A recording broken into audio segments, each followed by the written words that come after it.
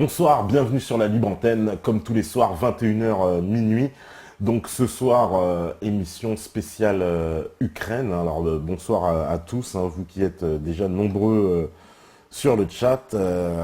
Victor Dundoun, Daniel Q, Cyril38, Sam Suffit, Vostok, etc. Zinzel, Boubou, Raf54, Frissoul, Jacques Jacques. Voilà, tous les connectés. Bientôt, on va recevoir Alain Benajam via Skype, hein, qui viendra avec nous justement pour parler de cette situation assez, comment dire, extraordinaire, enfin extraordinaire oui et non, c'est-à-dire en tout cas extraordinaire au sens qui sort de l'ordinaire, ça c'est clair.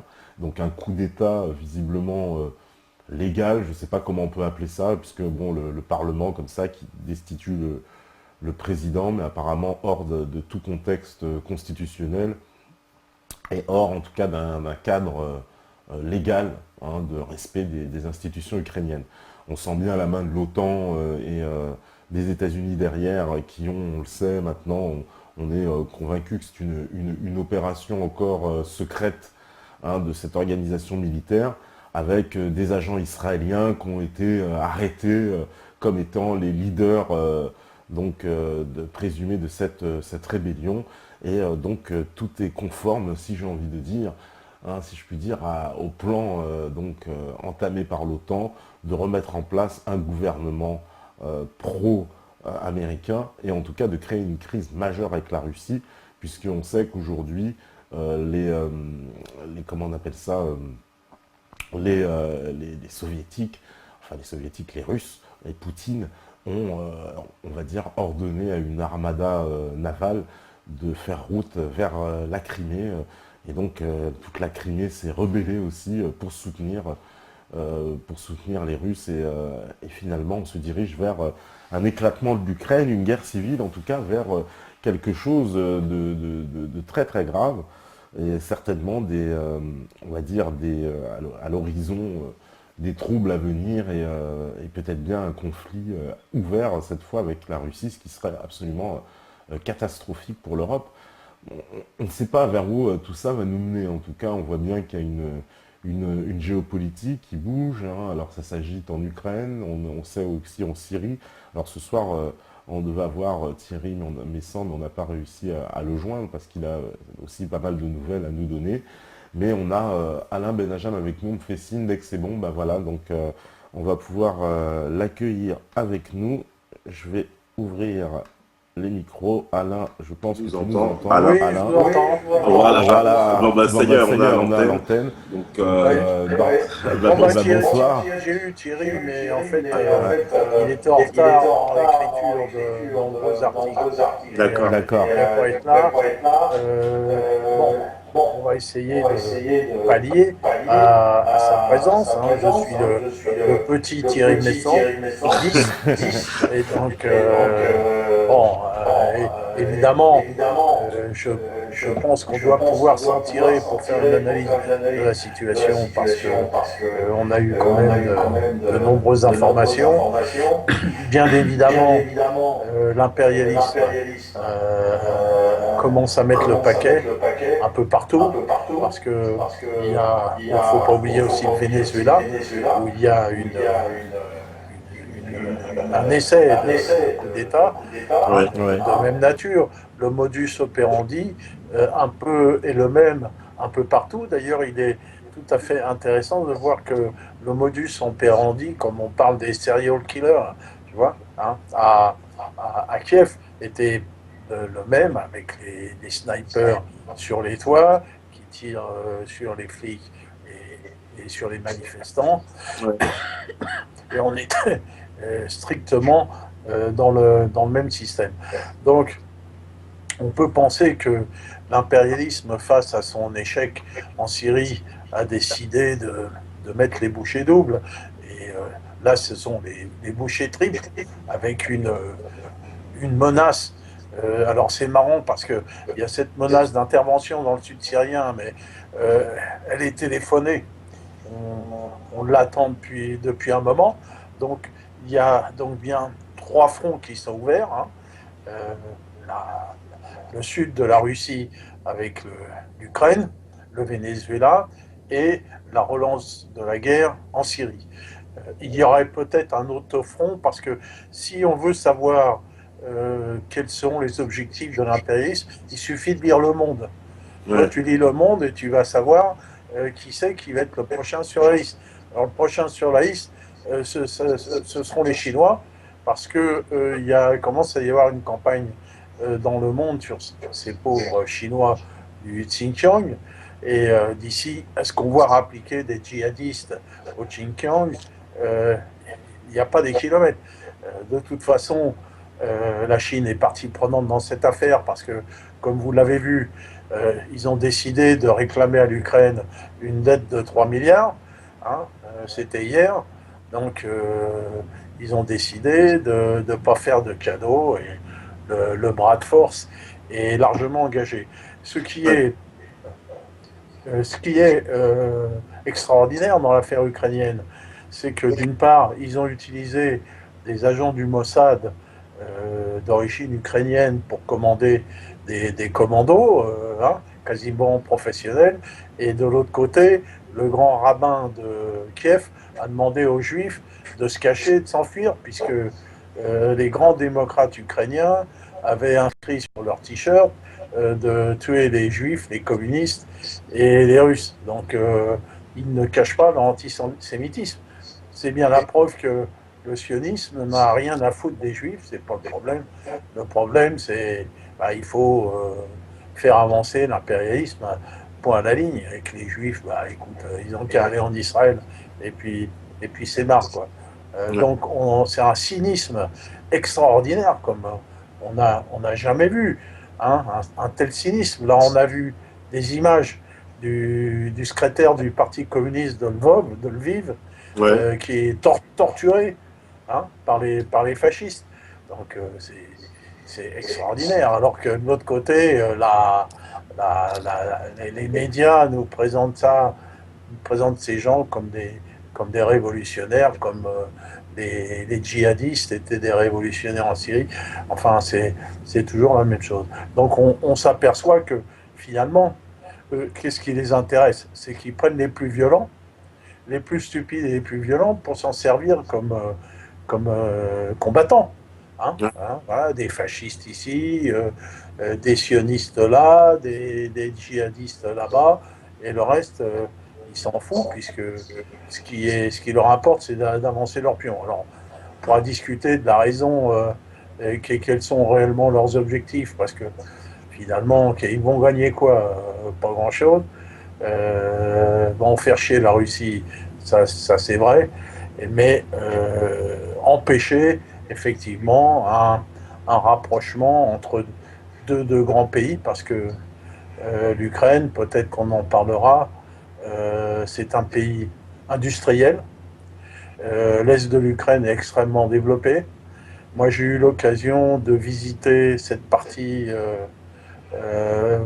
Kharkov et Dniepropetrovsk à la fin de l'URSS pour voir la densité énorme qu'il y avait en matière d'usines d'armement. La grande partie de la technologie d'armement soviétique, la très grande partie, d'ailleurs peut-être qu'ils ont fait une connerie, était en Ukraine. Et la grande partie de l'industrie aérospatiale était en Ukraine. C'est là qu'ils construisaient les fusées, c'est là où il y avait Antonov, le fameux gros avion porteur.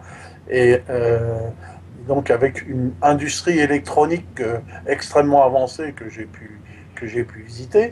Alors, même si les Russes ont pu tenter de rapatrier de la technologie, il en reste encore beaucoup là-bas.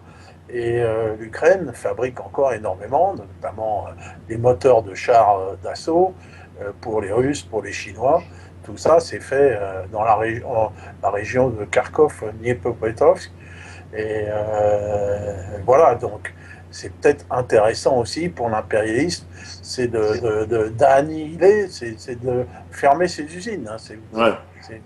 C'est possible. Voilà On a plein de questions à toi. Il y a beaucoup Oui, de allez, questions. vas-y. Il y a plein Tu de me coupes la questions. parole, hein, parce que Ouais, parce qu'il y a plein de quand je questions. commence. Alors, déjà, il y a les questions. Il y a, comment dire, on nous demande est-ce que la Crimée, quel est le rôle de la Crimée un peu dans cette affaire, puisqu'on a vu que les Russes ont envoyé une force navale en Crimée. Est-ce que tu peux nous en parler? Parce qu'apparemment aussi, on nous parle d'un. Voilà. Il y a quelqu'un qui dit qu'il a lu sur ton profil Facebook un texte que tu as publié au sujet de la réponse russe par leur rapprochement avec la Crimée, et on te demande de développer un peu. Est-ce que tu peux expliquer Bon, le rôle de la Crimée? alors, la Crimée a toujours été russe.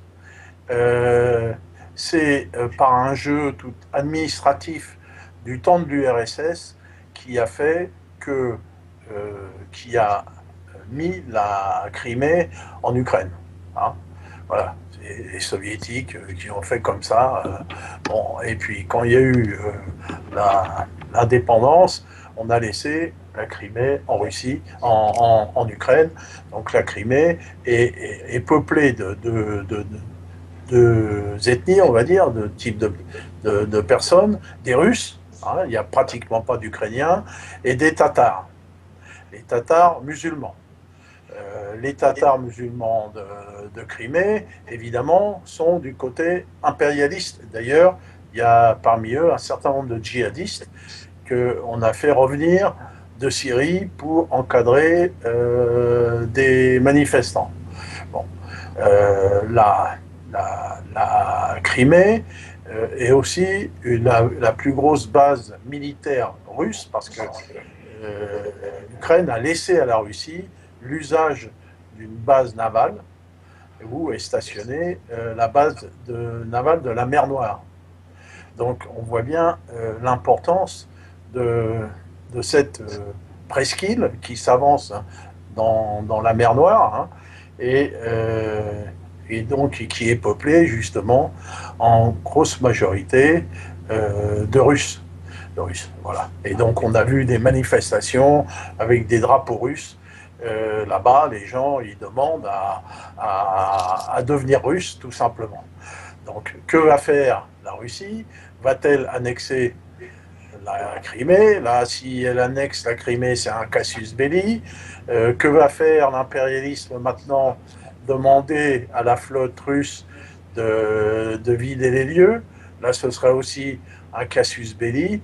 Donc, vis-à-vis de la Crimée, il y a là une grosse partie de bras de fer. C'est là où vont se jouer les frottements les plus dangereux. Hein. Voilà, je ne sais pas si j'ai répondu Ouais. ou est-ce que vous avez plus que de Alors, d'explications. Oui. alors, on nous demande aussi, alors il y a il y a plein de questions, on nous dit aussi, euh, comment, quelles sont les chances objectives de l'Ukraine de sortir indemne de cette période? Est-ce que, voilà, parce qu'il y en a beaucoup qui nous disent qu'il y aura déjà une scission de l'Ukraine, que l'Ukraine est promise un peu à être séparée en deux, quoi. Alors évidemment, c'est ce que chacun pense, c'est ce que voudrait éviter l'impérialisme, mais faire une scission de l'Ukraine, ça voudrait dire qu'il y ait des combats extrêmement meurtriers et que la Russie appuie cette sécession. Il y a un projet. Pour l'instant, la Russie n'a pas l'intention d'intervenir militairement et n'a pas manifesté l'intention d'une sécession. Peut-être qu'on va vers une espèce de fédéralisme ou d'un pseudo-fédéralisme entre l'Est et l'Ouest. Mais pour l'instant, parler de sécession, c'est prématuré, bien qu'on ait vu des cartes apparaître montrant la partie est de l'Ukraine comme une petite Russie, marquée petite Russie. Hein. Là, pour l'instant, on ne peut pas prévoir encore que on ira vers une sécession. Il est possible que l'impérialisme recule un petit peu. On ne sait pas, hein, parce qu'il y a il y a Yulia la blonde Yushchenko, Ouais. qui est là-dedans, qui a été vilipendée dans l'immonde. L'immonde n'aime pas. On dit qu'elle serait proche de Poutine. Elle a été mise dans le jeu d'une façon curieuse, sortie de sa prison de Kharkov, envoyée là-bas. Moi, j'ai dit que, en fait, les Russes ont fait une manœuvre de faire envoyer un crabe de plus dans le panier. Sa venue à Kiev n'a pas fait plaisir à tout le monde. Donc, il y aura peut-être un compromis. Hein, Parce que c'est son fondé de pouvoir c'est son représentant maintenant qui est en charge, qui a été, ouais, ouais, qui assure l'intérim présidentiel, quoi. Oui, elle a pris le pouvoir. Elle a pris le pouvoir. Parce qu'elle a refusé le poste apparemment, elle, mais en fait, elle a mis c'est son bras droit, quoi, qu'il a pris le poste. Elle a pris le pouvoir et donc, si tu veux, elle avait, elle, de meilleurs rapports avec Poutine qu'en avait Yanukovych. Yanukovych et Poutine ne pouvaient pas se blairer. Hein, c'était clair. D'ailleurs, Poutine avait bien raison de ne pas aimer ce mec-là parce que finalement, il a mis le pays dans la merde, il n'a pas tenu le coup, il n'a pas fait ce qu'il aurait dû faire, enfin voilà. Donc c'était pas le bon, quoi, ce Yanukovych.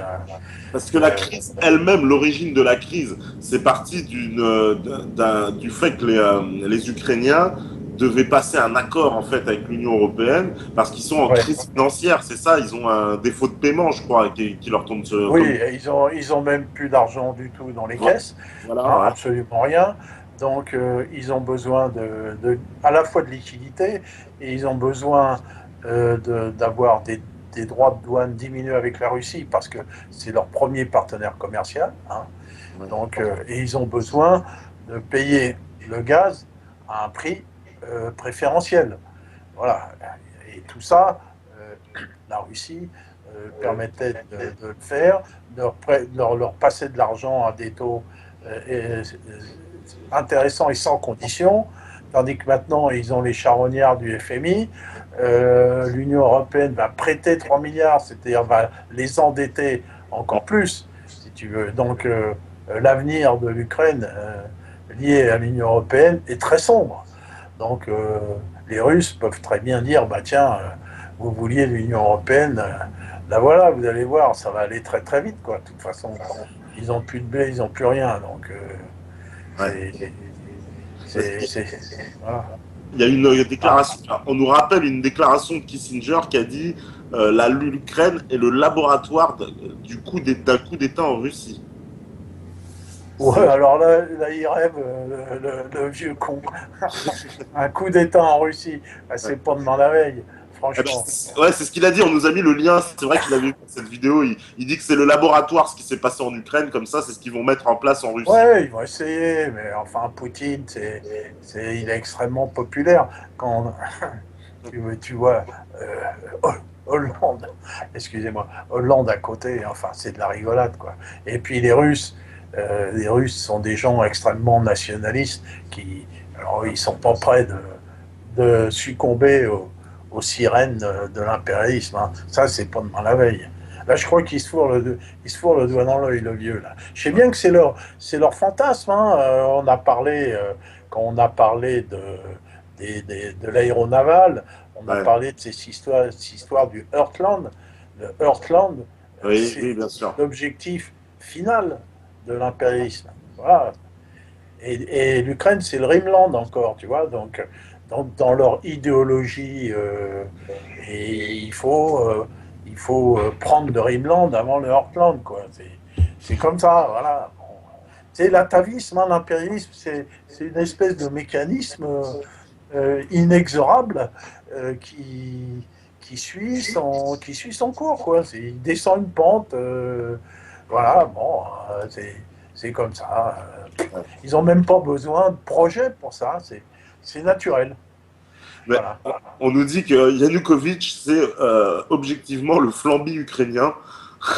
Ah oui, on n'a pas tort. Hein. Comment dire, on nous demande juste. Il y avait quelqu'un aussi qui demandait, c'était Yasmine, je crois. C'est l'histoire du président. C'est vrai que justement, Yanukovych qui a disparu. Qu'est-ce que c'est On l'a laissé partir. Elle demande si c'est pas un peu un scénario à la Ben Ali, quoi. On lui a dit bon bah vas-y dégage, tu t'en vas et puis on te laisse. C'est possible. Ouais. C'est tout à fait possible parce que je pense qu'il y a des membres du FSB en Ukraine, il doit y en avoir partout, hein, des services russes, il doit y en avoir partout. Et effectivement, Poutine a peut-être décidé de faire un changement, de mettre Yulia Yanushenko là, à la place de l'autre. C'est aussi possible, hein, tu vois. Tu vois, Poutine, c'est un joueur d'échecs, il a plusieurs coups d'avance, quoi. Donc,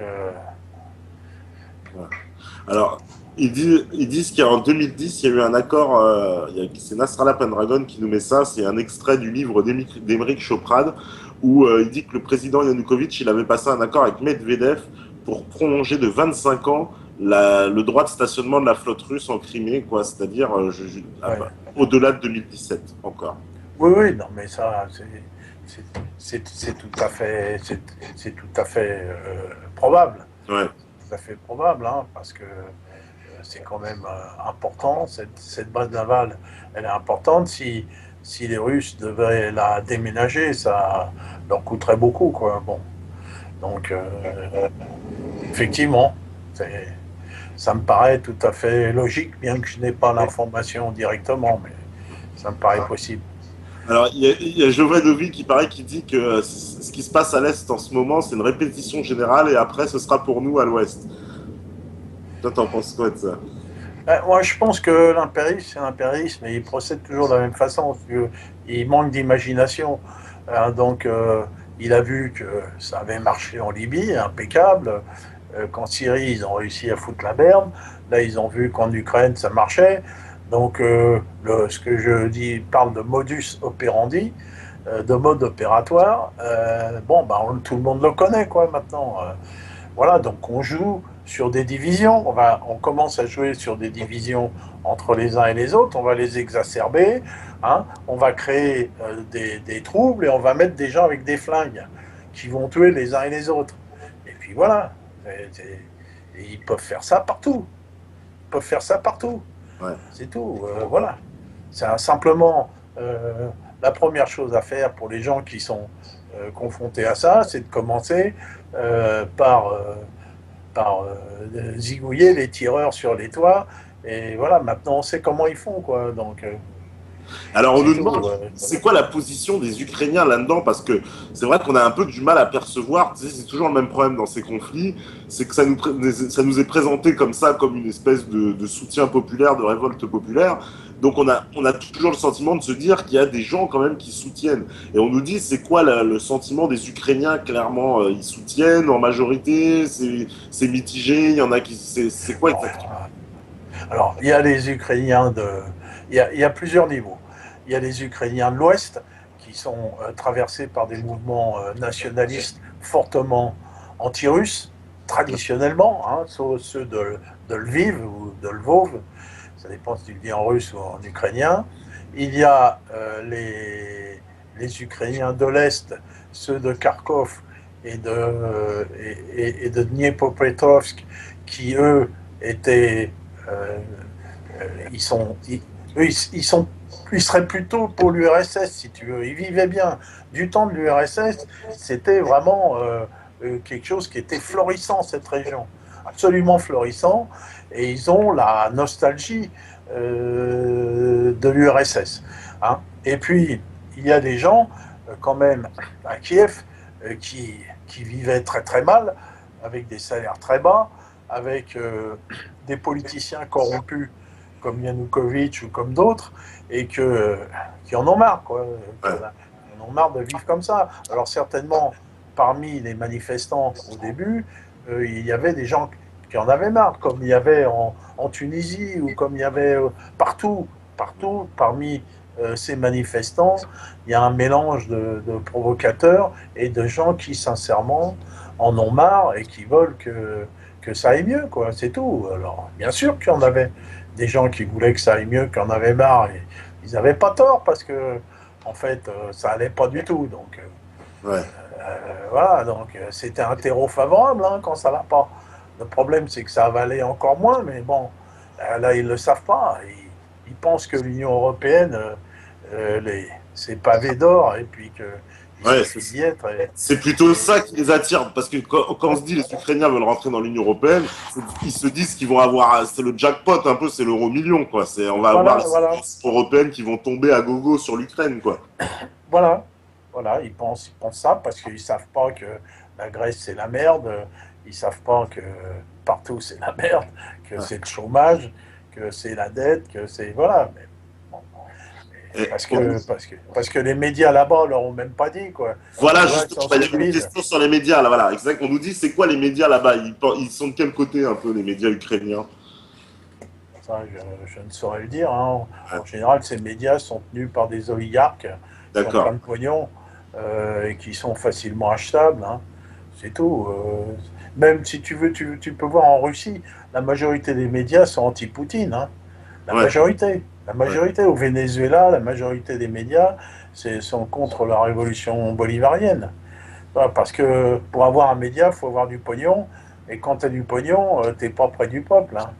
Tu ouais, vois, donc voilà, chez nous, c'est Dassault, c'est Lagardère, voilà, c'est Rothschild.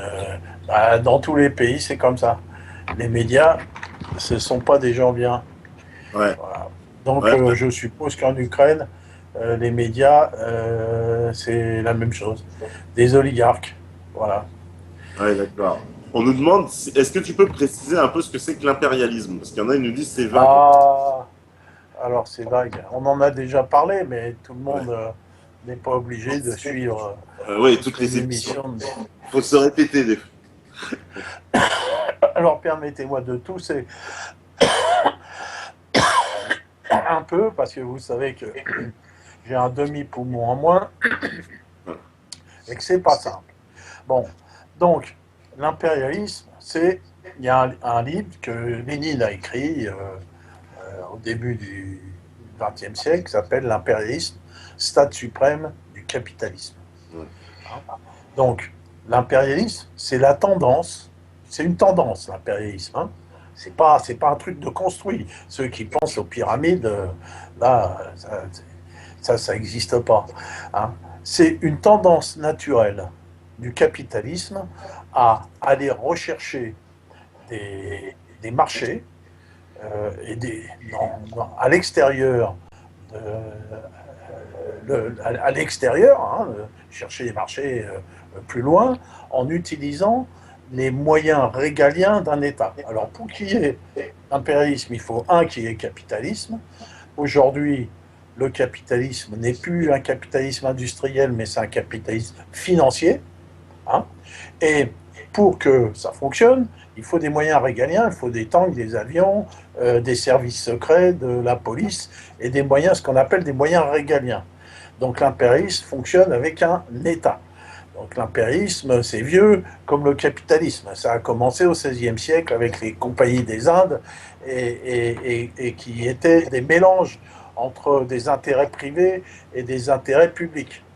Voilà. Alors aujourd'hui, l'impérialisme, c'est l'impérialisme qu'on appelle corporatiste, c'est-à-dire que c'est l'ensemble des grandes sociétés états-uniennes et de la finance anglaise d'origine qui travaille avec Wall Street, si tu veux, qui a mis la main sur l'État états-unien, si tu veux. L'État états-unien est quelque chose qui leur appartient, qui appartient à ces grandes sociétés capitalistes et qui utilisent cet État pour avancer leurs intérêts. Alors, quels sont leurs intérêts? Leurs intérêts est clair aujourd'hui. Si au 19e siècle, au 20e siècle, l'intérêt c'était par exemple d'exploiter des matières premières ou d'exploiter des produits agricoles ou de cultiver l'arachide au Sénégal ou la banane au Belize. Hein, tu avais la United Fruit en Amérique du Sud, etc. Aujourd'hui, l'action principale de l'impérialisme, est financier, c'est-à-dire c'est mettre la main sur le système bancaire et financier de manière à endetter les gens. Hein. Donc, on voit que les cibles de l'impérialisme, ce sont toujours des pays indépendants qui ont un système bancaire indépendant et qui sont non endettés. Non endettés. On voit la Libye n'était pas endettée, la Syrie n'était pas endettée, comme on voit que l'Algérie n'est pas endettée, donc c'est une cible. Et donc, le meilleur moyen aujourd'hui d'accumuler du capital, hein, c'est plus de fabriquer des trucs, c'est d'endetter les gens. Hein. On a beaucoup expliqué ce que c'est que l'argent dette, comment fonctionne l'endettement. Voilà. Donc c'est d'endetter. Et alors t'endettes comment? Tu endettes les gens en leur prêtant du faux argent, de l'argent créé par les banques, de l'argent bidon, hein, et en leur faisant rembourser le fruit de leur travail. Donc tu as transformé l'argent bidon, l'argent prêt, on en a souvent parlé sur cette antenne, et tu reçois en retour le fruit du travail, du travail des gens par les intérêts de la dette. Voilà, c'est ça aujourd'hui l'impérialisme. Donc tu prends un pays, tu l'endettes, tu prends un autre, tu l'endettes, tu prends un autre, tu l'endettes. Voilà, c'est comme ça que ça marche. Voilà. Alors s'ils arrivaient à choper la Chine et la Russie, je te dis pas le pognon que ça ferait. Hein. Ouais. Hein. Voilà, donc, mais là, voilà, c'est ça l'impérialisme. L'impérialisme, c'est du capitalisme financier pur et simple. Voilà. Eh ben, on nous dit aussi, alors il y a quelqu'un qui nous dit l'impérialisme, fruit des Lumières, qui s'exprime aujourd'hui à travers le libéralisme triomphant. Voilà, le libéralisme qui a gagné au XXe siècle, le fascisme et le communisme n'existent plus, nous sommes dans un monde unipolaire. Ouais, bon, tu sais ce que j'en pense. Tu veux que je réponde? Bah tu peux. C'est des conneries. Enfin, je vais pas dire que c'est des conneries parce que je vais pas être méchant, mais si tu veux, c'est n'importe quoi. Franchement, c'est n'importe quoi, ni fait ni à faire, parce que on va encore attaquer scier la branche sur laquelle on est assis, c'est-à-dire notre révolution qui a mis en place justement la défense de la nation et de l'indépendance nationale, qui est le fruit de cette révolution, que les Lumières ne c'est pas du tout ça. Le mouvement des Lumières, c'était un mouvement qui était, on va dire, scientifique, industriel, qui a peu intéressé la France d'ailleurs, parce que surtout intéressé les mouvements anglo-saxons. Ceux qui pensent que la Révolution française sont issus des Lumières sont des âmes battées, c'est pas vrai. Voilà, tout ça, c'est le fruit d'une idéologie dont j'en ai absolument ras-le-bol, parce que je vais maintenant me battre contre ça, parce que c'est une montagne de conneries. Voilà. C'est simple, voilà. On ne va pas aller plus loin. Voilà. Qui relisent Lénine, tu vois, l'impérialisme suprême du capitalisme, et puis ils verront ce que c'est que l'impérialisme. Ça n'a rien à voir avec les Lumières, si tu veux. Et le libéralisme, français, le libéralisme français issu de la Révolution française, c'est un libéralisme politique et non pas économique. Justement, dans les idées de la Révolution française, l'économie doit être subordonnée, c'est dans la Déclaration des droits de l'homme, l'économie est subordonnée aux politiques et aux citoyens. Donc c'est exactement le contraire de ce qui est prétendu chez Sigaud, Marion Sigaud, Soral et des gens que j'aime pas. Voilà. Ouais, mais pourtant, il y a quand même une différence parce que on voit bien qu'à partir des Lumières, ils imposent, je veux dire, avant, il y avait des corporations, il y avait des artisans. Après la Révolution française, il n'y a plus que des ouvriers à la coupe des patrons. On est quand même oui. Donc, mais la Révolution française, n'avait pas pour but de changer le système économique. La Révolution française, c'est ce qu'elle a fait. C'est ce qu'elle a fait. C'était pas ça. Ouais. Mais le capitalisme, il date bien d'avant la Révolution française, enfin, écoute. Ouais, bien avant, il y a des ouvriers qui faisaient la grève, il y en avait au XIIIe et au XIVe siècle déjà. Oui, mais la Révolution française, elle a accéléré, elle nous a plongé dans un... Mais non, c'est faux. Plus qu'avant. Ah bah si. Attends, bah ça, ce sont les faits quand même, ce sont les faits. Non, ce ne sont pas des faits. Ce ne sont pas des faits.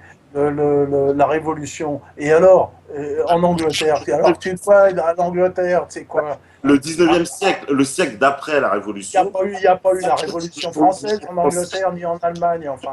pour l'ouvrier Donc, français, c'est horrible, le 19e siècle. C'est un siècle où le... ça n'a rien à voir avec la Révolution. Ah C'est bah, horrible. ça va. C'est horrible autant. C'est horrible partout.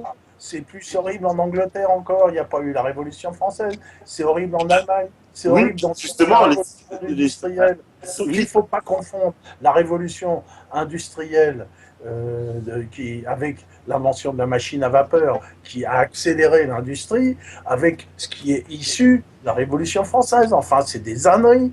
Ce sont des âneries. C'est tout. Ça n'a rien à voir. C'est des mélanges de tout.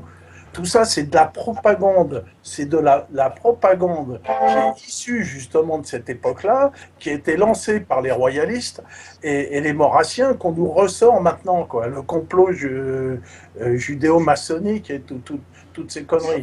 Ça tient pas debout. ben non, on ne Ça parle tient pas debout 5 minutes. Ça tient pas debout 5 minutes. bah, il y a C'est faux. Il y a un Jean- mélange de tout. Tu sais, on mélange tout. Jean-Claude Michéa, par exemple, tu vois, lui aussi, il Hein? fait Jean-Claude Michéa, il fait le rapport entre les Je deux. m'en fous, moi, de ce mec-là. Mais qu'est-ce que j'en ai à faire? Mais il y a des tas de mecs qui racontent des conneries. Alors, est-ce que je vais répondre à tous ceux qui racontent des conneries? Non, je vais pas en terminer, quoi, si tu veux.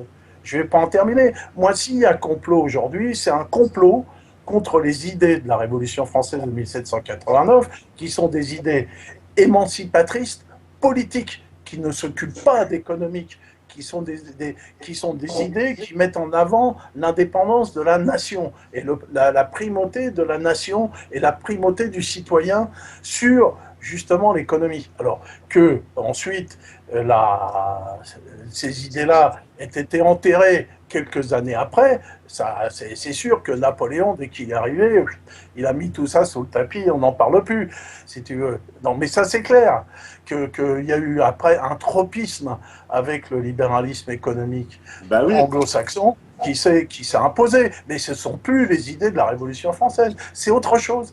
Donc, Parce que par exemple, on nous dit que toi, voilà, on nous dit le problème, c'est que Alain arrête la Révolution française en 1791. Ils disent, tu vois, pour les gens, justement, la Révolution française, ça suit son cours très loin ensuite. C'est le début de quelque chose, en fait, le XVIIIe siècle, mais ça continue dans le XIXe.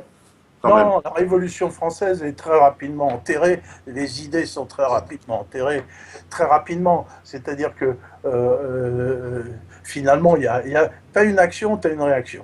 Bon. Pourquoi il y a eu révolution en France et pas en Angleterre, hein? On va pouvoir en parler aussi avec Jeanne d'Arc, alors que en Angleterre, justement, le capitalisme, en plus financier, impérialisme, il est encore plus dur qu'en France. Il est encore plus dur qu'en France. Il n'y a pas eu de révolution française en Angleterre, enfin, que je sache. Il y a eu une révolution de même nature. Je veux dire, Cromwell, à partir de Cromwell... Non, mais bien avant, il fait revenir les banquiers juifs d'Amsterdam et qui installent la cité à Londres. Ça ne vend pas, quand même. Allez, encore les juifs. Allez, vas-y. On n'arrête pas, quoi. Si tu arrête, je peux pas faire ton fils de trop. Si tu veux, bon, mais ça, c'est des trucs de facho, je suis désolé. De facho, c'est des faits. Ce sont des faits. Non, ce ne sont pas des faits. Mais non, j'ai entendu Thierry en parler, c'est même pas. Tu me dis ça, j'ai entendu même Thierry Messant en parler de ça, qui parle de Cromwell, de sa révolution et des banquiers. Les bourgeois sont venus, les bourgeois ont pris le pouvoir en Angleterre bien avant Cromwell. Hein, déjà avec la Magna Carta, ils ont déjà accédé au pouvoir. Quand on va parler de la guerre de 100 ans et de Jeanne la Pucelle, eh bien, il y a une guerre civile en France qui est terrible, justement au sujet de l'organisation sociale. En Angleterre, à cette époque-là, c'est la Chambre des communes qui a le pouvoir et qui gouverne. La Chambre des communes, hein, élu, évidemment, c'est un scrutin censitaire, mais ce n'est pas le roi qui édicte les lois.